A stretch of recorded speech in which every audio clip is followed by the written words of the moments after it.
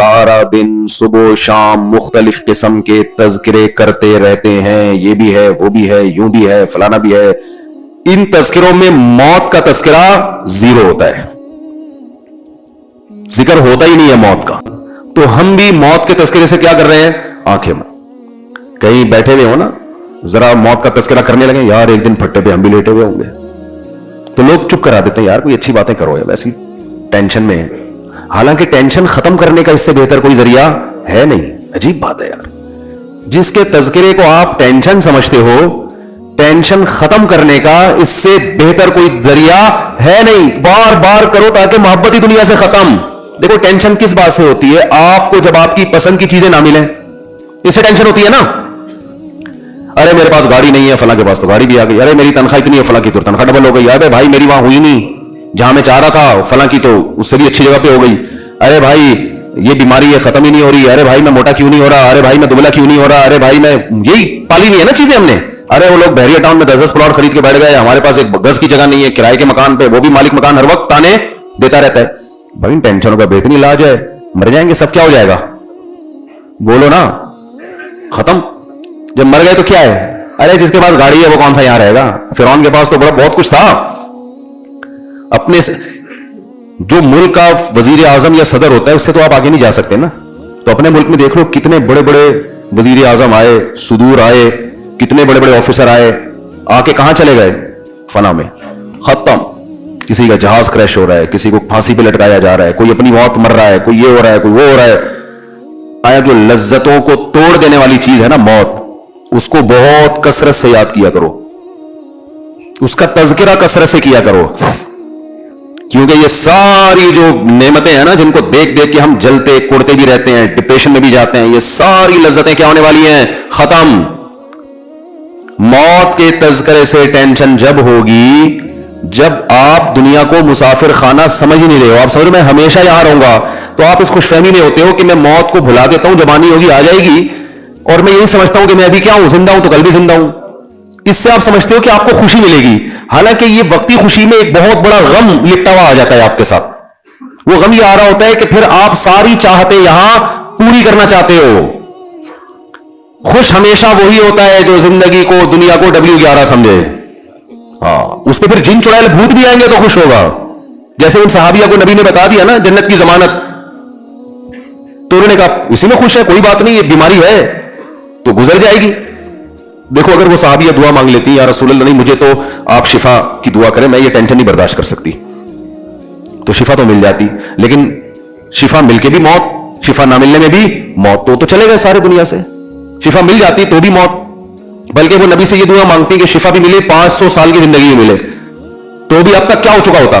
موت ہو چکی. جو مر گیا. دیکھو ماضی اچھا گزرے برا گزرے، اس سے کا برا گزرا، اس کا کرنا کیا ہے؟ حال اور فیوچر کو سوچ کے انسان خوش ہوتا ہے.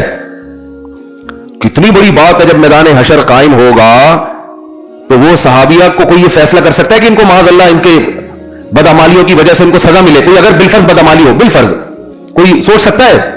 اگر ایسا ہو تو وہ تو نبی کے پاس آئیں گی، آپ نے تو گارنٹی دی تھی. تو یاد رکھو یہ گارنٹی صرف ان صحابیہ کے لیے نہیں ہے، اصل میں اصول ہے کہ جو ٹینشنوں اور بیماریوں میں صبر کرتا ہے اس کے لیے جنت کی ضمانتیں ہیں.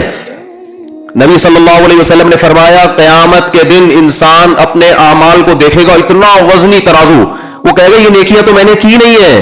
تو اللہ فرمائیں گے تجھے دنیا میں جو مشکلات پہنچی اور تو نے صبر کیا، وہ سارا صبر اللہ نے نیکیاں بنا کے تیرے ترازو میں رکھ دیا. اور حدیث میں آتا ہے کہ صبر سے بڑھ کر، حدیث کا مفہوم ہے کسی عمل کا وزن نہیں ہے. کوئی تہجد، کوئی مجاہد کی جو اتنی فضیلت ہے نا میدان جنگ میں لڑنے کی، اس لیے کہ صبر کرنا پڑتا ہے. جو لوگ اللہ کی راہ میں لڑتے ہیں، جہاد کرتے ہیں، وجہ کیا ہے؟ صبر بہت کرنا پڑتا ہے ان کو. تبھی قرآن نے کہا الصابرین فی البأساء والضراء وحین الباس، میدان جنگ میں صبر کرنے والے. تو وہاں بھی لڑتے ہیں، صبر کرنا پڑتا ہے. کوئی فوجی چاہے کسی بھی ملک کا ہو، میدان جنگ میں کبھی بھی خوش نہیں ہوتا. یہاں بے شک بہادری کے جوہر دکھا رہا ہو، یہ ہو گیا، لیکن وہاں جا کے وہ کہے گا بھائی جنگ ختم ہو کسی طرح سے. تو وہاں اللہ نے کتنی فضیلت بیان کی. اور اللہ نے ان مجاہدین کی دعاؤں کا تذکرہ کیا کہ میدان جنگ میں نکل کے جو ہمارے نیک بندے دعا مانگتے ہیں، ربنا افرغ علینا صبرا وثبت اقدامنا، اے اللہ صبر کی بالٹیاں ہمارے اوپر انڈیل دے. کیا عجیب الفاظ ہیں. یہ نہیں کہتے اللہ میدان جنگ میں ہمیں صبر دے دے، بھئی یہ صبر تو ہر جگہ ہو، عام حالات میں اللہ نے کہا کہ اللہ صبر کرنے والوں کے ساتھ ہے، جو عام پریشانی ہے، کسی کا ایکسیڈنٹ ہو گیا، یہ ہو گیا، تو وہاں حدیث میں آتے ہیں اللہ سے صبر مانگو، میں یتصبر، جو اللہ سے صبر مانگتا ہے یصبرہ اللہ، اللہ اس کو صبر کی توفیق دیتے ہیں، وہاں یہ الفاظ ہیں، ہلکے الفاظ ہیں۔ لیکن میدان جنگ میں جو لڑنے والے ہیں اللہ کی راہ میں، ان کے لیے یہ نہیں کہا کہ صبر مانگو، ان کو کہا کہ اللہ سے دعا مانگو، اے اللہ صبر کی بالٹیاں ہمارے اوپر انڈیل دے۔ افراغ عربی میں کہتے ہیں پانی کی بالٹی کسی کے اوپر ڈال دیا آپ نے، بہانا پانی، تو گویا صبر کو پانی فرض کیا گیا ہے اور اس کو ایک بالٹی میں رکھ کے ایسے انڈیل ہمارے اوپر، تھوڑا بہت صبر نہیں چلے گا یہاں پہ، وہ دشمن طاقتور ہے، وہ ٹینکوں بموں کے ساتھ چیتڑے اڑا رہا ہے، آپ کی آنکھیں بھی جا سکتی ہیں، آپ کی ٹانگ بھی جا سکتی ہے، آپ گرفتار بھی ہو سکتے ہو، کتنی ٹینشنیں ہیں، اور یہ جنگ کب ختم ہوگی یہ بھی پتہ نہیں ہے۔ تو اللہ نے فرمایا وہاں یہ دعا مانگتے ہیں افرغ علینا صبرا، نیک لوگ دعا مانگتے ہیں اللہ ہمارے اوپر صبر کی بالٹیاں انڈیل دے۔ تو کس قدر، تو اللہ نے کیوں جنت، حدیث میں آتا ہے من قاتل فواق ناقۃ، جو اونٹنی کا عرب لوگ دودھ نکالا کرتے تھے نا، تو دودھ جیسے ختم ہوتا ہے اس کو چند سیکنڈ کے لیے چھوڑتے ہیں تاکہ تھوڑا سا دودھ دوبارہ جمع ہو جائے، پھر دوبارہ نکالتے ہیں۔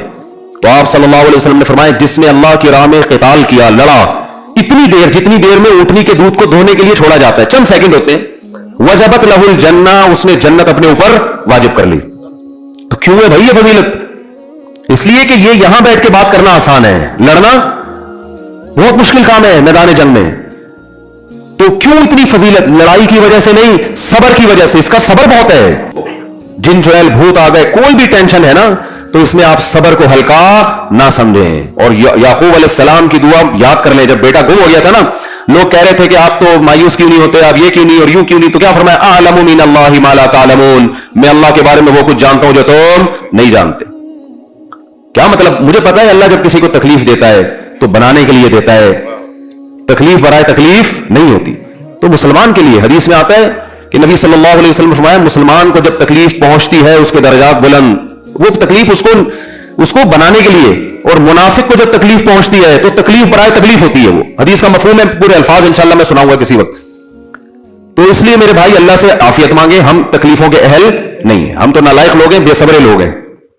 ایک صحابی نے جب نبی سے یہ بیان سنا نا صبر پہ، کیسا صحابی کا جذبہ، اللہ سے مصیبتیں مانگنے لگے، دعا مانگ رہے ہیں اللہ مجھے مصیبتیں دے تاکہ میں صبر کروں۔